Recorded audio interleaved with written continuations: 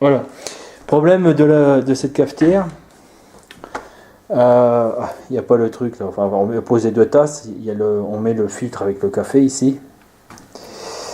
Donc on l'actionne. Alors le bouton ici, on est obligé de toucher sur le bouton parce que ça se coupe. Donc il y a un mauvais contact ici. Et donc une fois qu'on arrive à appuyer un petit peu puis qu'on relance le truc. Et un jour, bon bah il n'y a pas longtemps, donc on entend couler. Les tasses ils sont sèches et ça coule. Et en regardant, on voit que ça coule ici. Et il y a longtemps, j'avais fait un petit trou là au-dessus là, parce qu'il y avait une petite fuite. Et donc la fuite est tombée dedans. Donc là, cette fois-ci, je crois que la fuite a dû s'éclater. Alors pourquoi il y a eu cette histoire de fuite? C'est très simple, c'est que de temps en temps, le filtre qu'on accroche ici, je vais aller chercher tout à l'heure, il se bouche. Et quand ça se bouche, elle monte en pression. Voilà. Mais elle monte en pression, mais intérieur, il n'y a pas de soupape pour libérer le trop de pression. Ou s'il y en a une, elle doit s'actionner quand ça doit être super en pression, je ne sais pas. Donc nous, on sait, on coupe avant. Hein. Et donc, vu qu'il y a une montée de pression, je pense qu'il y a peut-être une canalisation qui a dû péter. Il faut que j'aille voir ça, il faut que je le démonte. Alors, si je me rappelle, l'autre fois, je vois qu'il c'était, je sais plus si c'était pas emboîté. Ah, il y a vissé. Donc, il y a 1, 2, 3, 4 vis. Cela n'est pas obligé de... Oh, bah regardez là, ça a coulé là. Ça a coulé ici. Je ne suis pas habitué à cette caravane. Cette caméra, pardon. Bon, je défais les vis. Donc ça va être 1, 2, 3, 4. Je vais faire voir quelque chose. Vous avez vu comment c'est fondu? Et je me rappelle, ils ont posé ça sur un micro-ondes. Et le micro-ondes, il y avait une option grille, pour griller du pain. Et ils ont posé ça sur la grille de ventilation, et là voilà, ça a fondu le bazar. On voit les traces de la grille. Bon, là, j'ai enlevé les 4 vis. Ouais, trop près. Hein. J'ai enlevé les 4 vis. Voilà, c'est mieux. Voilà. Là, j'ai enlevé les 4 vis et donc il y a encore des vis à démonter, mais on ne peut pas y accéder. Alors, à mon avis, je vais être obligé de démonter ici.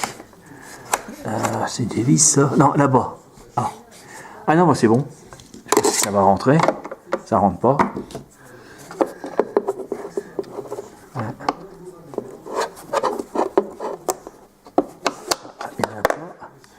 D'accord. Ok, c'est bon. Je confirme, c'est bien ces 2 vis ici. Là et là. Ah, au fait, c'est cette marque-là. Attendez, on va le mettre à l'endroit. Voilà. Bon, les autres, ça va être à peu près pareil, même principe. Voilà. Alors, qu'est-ce qui s'est passé? Oh! Yes! Je vais peut-être le mettre en fonction, puis je vais voir qu'est-ce qui va arriver. Là, par contre, là, il y a des bouts de plastique. Ah, génial. Faut aspirer, un petit coup d'aspiration. Et là, c'est le gros problème. Oh, qu'est-ce que c'est ce bordel? Il y a un liquide qui a coulé là. J'hallucine. Ah oui? Ah ouais. Bon, je vais mettre en fonction. Je me rappelle, j'ai déjà démonté ça. Donc ici, vous avez la pompe. Ici, vous avez le régulateur de pression. Et là, vous avez le sélecteur. Alors, il est à la fois électrique. Voilà. Et là, il y a quelque chose qui se fait très mal. Donc, il y a une partie électrique. Donc, pas peur. Ça a l'air tout ça. Et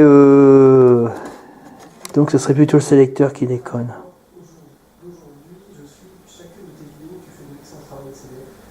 Ah oui, d'accord. Donc c'est pour ça qu'on voit des traces de liquide.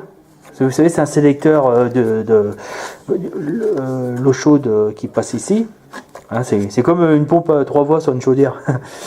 Et donc, ben, c'est mort. Bon, ben, pas de souci. Hein. On va commander ça.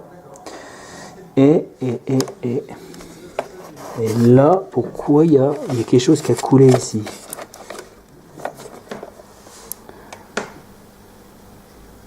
Si jamais on doit changer la pompe, autant de racheter une cafetière. Bon, faut voir le plan éclaté. Donc ici j'ai tes coordonnées. Bon, la pompe elle marche. Ça je l'ai déjà démonté, il y a eu des problèmes que le truc était bouché. J'ai démonté, nettoyé, mais c'était pas ça. Ah, ça c'est un fusible. Si ça chauffe trop, il y a 2 fusibles d'ailleurs. Je suis pas sûr que ce soit des fusibles. Non, c'est pas des fusibles ça.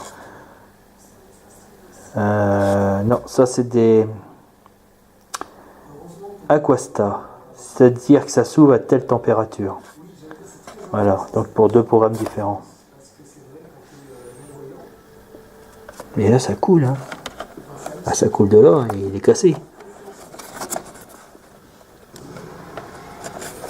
Le joint est mort. Ah, mon Dieu, ici se passe. Oh, j'ai trouvé. Il est cassé net. Regardez. Cassé net. Ah, putain, ça a dû vachement monter en pression. Hein. Vous voyez? Le ressort qui dépasse là. On voit pas. Approche. Voilà. Vous voyez le truc? Puis il est raide hein, ce machin là. Allez, bah, tout est sorti. Voilà. Ah bah écoute, j'espère que ça va pas. Et voilà, j'ai perdu le ressort, je m'en doutais. Mais je ne peux pas l'amener parce qu'il est accroché. Voilà, ah il est pété net. Moi je l'ai vu. Vous voyez, il y a le bouquet dedans. Faire un zoom.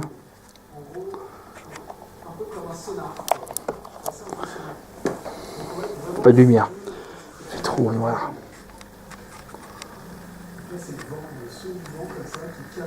Et trop près. Attends.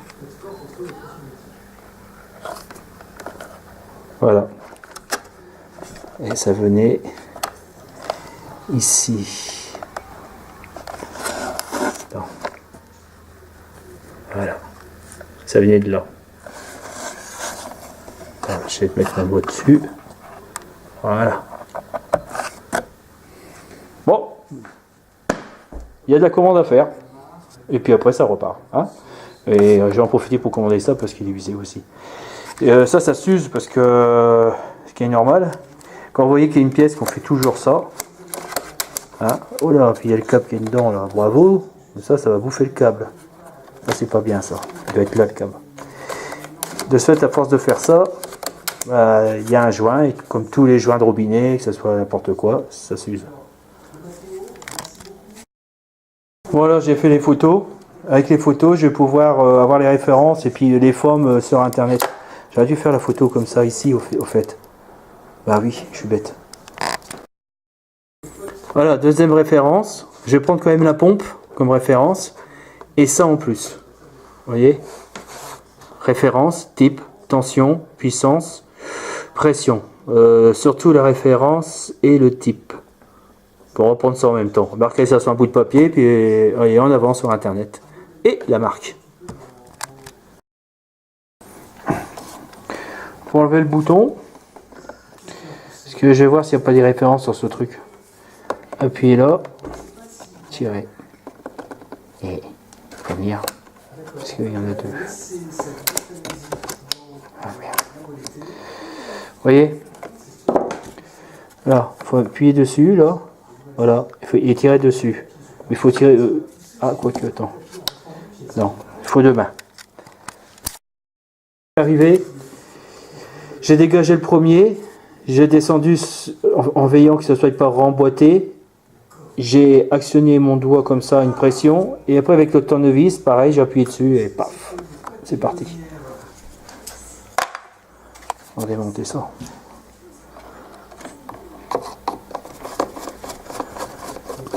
Alors un conseil, les vis vous les remettez dessus, hein, ça évite de les perdre. Il en manque une, tiens. Je sais qu'il y en a un que j'ai déjà démonté l'autre fois, mais vous voyez, il pourrit comme ça. Il y a eu le liquide qui a dû fuir dessus, ça pourrit. Il faudrait que je trouve sur mes récupérations d'électroménager, voir si j'ai pas les mêmes vis à changer. Alors.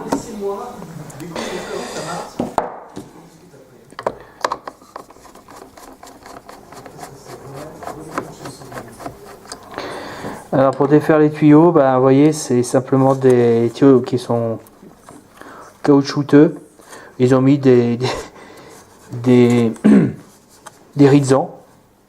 Alors parce que peut-être parce qu'il n'y a pas beaucoup de pression. Ici, c'est quoi? Ah, c'est la vapeur, et voilà. Il n'y a pas beaucoup de pression, alors ils n'ont pas mis des fixations beaucoup plus onéreuses pour eux. Donc là, il faut que je récupère les vis, pour pas que ça tombe dedans. Bon, vous savez pas ce que je vais faire, je vais retourner le bazar et puis c'est tout. Alors là, c'est des choses... Alors le problème, vous voyez, il y a les tuyaux, faudrait peut-être pas que je les mette à l'envers. Il va falloir que je les repère avec un feutre. Je vais avoir ça dans ma caisse.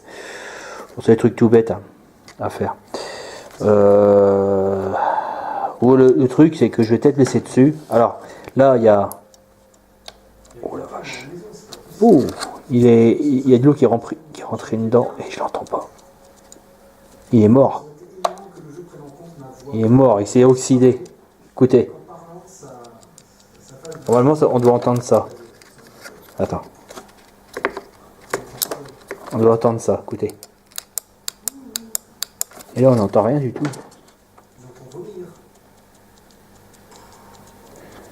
Il y avait un fond contact, et c'est bien possible que, vu que l'eau s'est introduite dedans, qu'elle a oxydé les contacts.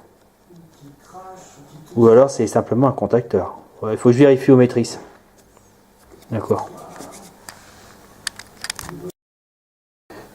Si j'appuie pas sur le bouton, j'ai en train de parler tout seul, j'ai pas lancé la caméra. Alors, je vais faire une photo de ça. Bon, avec mon star, ce truc là. Qu'est-ce que c'est de ça là? De Apple. Je vais faire une photo de ça. Ouais, on me l'a donné, il est cassé, mais bon, on me l'a donné. Je vais pas me plaindre. Alors voilà. Et puis je vais voir sur internet. Voilà, j'ai fait les photos. Avec les photos, je vais pouvoir avoir les références et puis les formes sur internet. J'aurais dû faire la photo comme ça ici au fait. Bah oui, je suis bête. Voilà, tout bête, avec un feutre permanent. Oh, il n'est pas tellement bien tracé, oui, c'est effacé. Ici. 3 traits, 4 traits, 4 traits. Hein, ok, 1. Ah, j'ai oublié de mettre 1 ici. Voilà, ah, vous avez compris. Là, avec un bâton, pour l'introduire dans le trou. Voilà. Tac. Ici, n'oubliez pas, c'est la carte signalétique. Hein, voilà. C'est qui servira pour la commande. Donc, c'est la référence qu'il faut taper. Référence. Et type, pas toujours besoin, mais surtout taper aussi la marque. Donc, Riviera et barre. Alors, vous utilisez l'ancien. Vous utilisez l'ancien pour les repérages des tuyaux. D'accord? Vous en souvenez? Nombre de petits traits qui correspondent, voilà. Les tuyaux à brancher sont là ici. Il manque un. Là ici, et j'en ai perdu un. Et il est là. Voilà. Moi, voilà, donc moi j'ai réussi à la récupérer, mais sinon vous pouvez mettre des neufs. Hein. C'est des. Je vais en avoir là. Bon, c'est parce que j'ai pas envie de me prendre la tête, hein. C'est pas une histoire, puis j'en ai pas beaucoup. Voilà, vous en prenez des comme ça. C'est un peu plus gros celui-là. Voilà. Là, n'oubliez pas de mettre 2 joints par trou, d'accord? Surtout n'oubliez pas ça. Là avec une main, vous appuyez fortement et vous glissez ça dans le trou, ici, vous voyez, modèle. Voilà. Ça se glisse dedans, comme ça. C'est un cavalier. C'est un cavalier, bon, c'est un ancien terme. Voilà. Et ça doit passer au-dessus de la bague en bronze. On appelle ça un raccord olive. Au-dessus, hein, pas sur la bague. Juste au-dessus. Et ça, quand elle est bien enfoncée la bague dedans, et l'étanchéité est coincée totalement. Autant pour moi, ça va pas. Des fois, il faut regarder la vidéo en entier. Ça, il faut que ça rentre dans le tuyau ici. Comme ça. Et on le rentre dedans. C'est plus simple comme ça. Parce que de l'autre sens que je vais montrer, trop galère. Alors donc, avec une main, j'ai appuyé ici. Je l'ai canné là, sur le rebord. Et en appuyant, j'ai appuyé à la main, c'est rentré tout seul. Ça c'est fait. J'ai plus qu'à le rentrer de force dedans. Non, c'est plutôt en dessous. Comme ça. Voilà, passer par dessous. Et clac. Bah, j'espère que c'est ça. Non, je dirais au-dessus. Parce que lui, vu qu'il va s'écraser, oui, je vais forcer dessus. Puis ça va appuyer sur la chaudière. Non, comme ça. Plutôt au-dessus. Le cavalier est bien rentré. Vérifié. Ok. Un peu plus dur celui-là à mettre. Il n'y a plus qu'à faire attention parce que là il y a le fil qui se prend par le dessous. Le fil qui est là. Il faut qu'il passe derrière. Sinon on va écraser le fil. Là. Voilà, comme ça ici, celui-là là. D'accord? Vous voyez? Il va y passer là. Si je serrais le fil avec. Le fil était un peu chiant à mettre, hein, celui-là. Hein. Et donc, j'ai obligé de le tordre. J'espère qu'il ne va pas casser, mais j'ai fait attention. À mon avis, j'ai tordu une fois, peut-être une fois ou deux, mais pas plus, sinon ça finit par péter. C'est une vacherie ce fil de marron, attention. Bon bah, vu la forme, vous avez compris qu'il faut mettre dans la même forme. Et là, c'est clipsé. Voilà. Et à 0. Ok.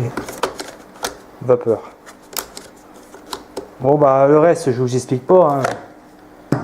N'oubliez pas d'enlever le matériel. Ok. Le reste, on n'a plus qu'à remettre ça dedans et puis serrer. Rentrer tout seul dedans. Hein, tout est bien. Là, il est déformé. Là. Il a pris un coup de chaud. Voilà. Je pense que c'est dedans. Là, ça déborde un peu quand même. Non, il est bon. Ça va.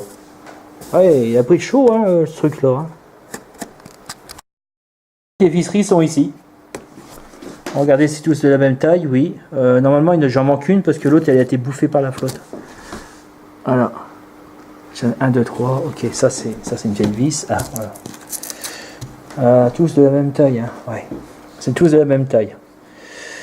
Faire attention parce que des fois, il y en a qui sont plus longs. Hein. Il faut les repérer, quoi, ils sont plus longs. Autrement. Alors, je me rappelle plus parce que ça fait un moment. Oh, ça, c'est la fac. Le mettre à 0. Allumer ici. Et être en position goutte, pas vapeur, sinon on va avoir de la vapeur. Et position tasse à café. Hop, c'est parti. Faut attendre que ça chauffe.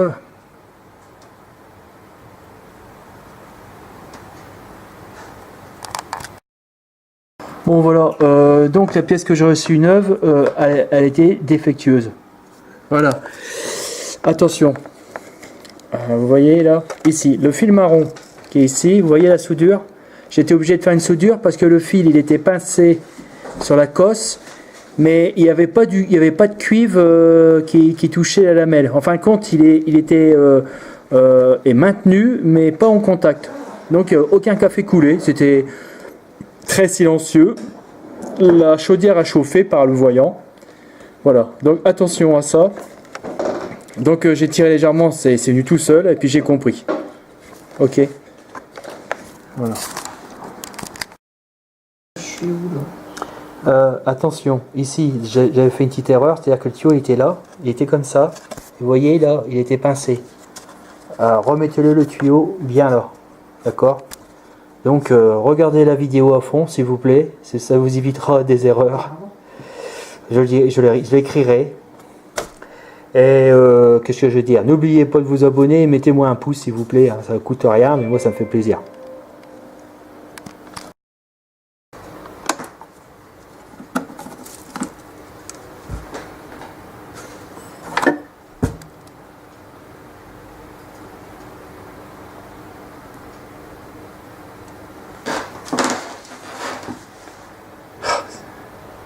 Ça chauffe.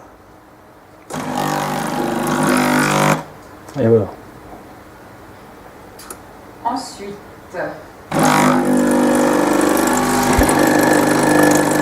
Ça marche.